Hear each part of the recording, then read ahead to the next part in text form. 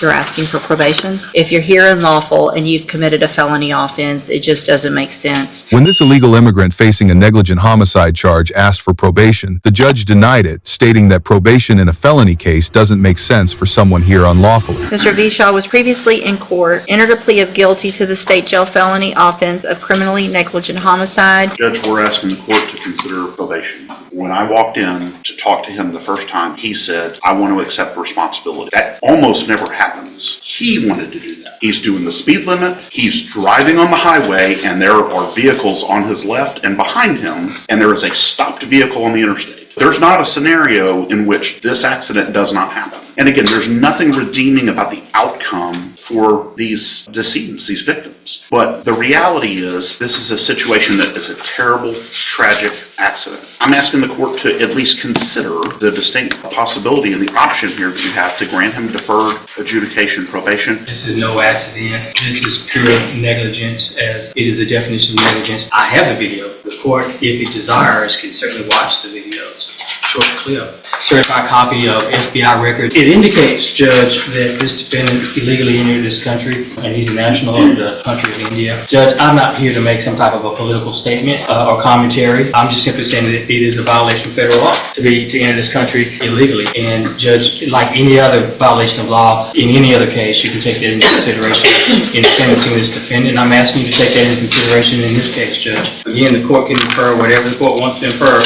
about why an individual would illegally enter this country and use at least one or maybe two different aliases, Judge. I'm asking for the max, and I am frustrated at the fact that all I can ask for is 2 years in this case, Judge. But I'm asking for the 2 years. It's my understanding that there is, at this point, immigration hold on Mr. Vishaw, correct? Yeah, that's my understanding too, Judge. So even though it's likely for him to be deported because he's here unlawful, you're asking for probation? And I appreciate the acceptance of responsibility. I appreciate, and I'm sure the family appreciates, not having to go through a trial and see what they had to live through over again. If you're here unlawful and you've committed a felony offense, it just doesn't make sense that I would put somebody on probation where they're potentially still a threat to the safety of our citizens. And the no-name thing gives me some concern. Also, I feel like that is just potentially an attempt to avoid probably some issues with immigration and some issues with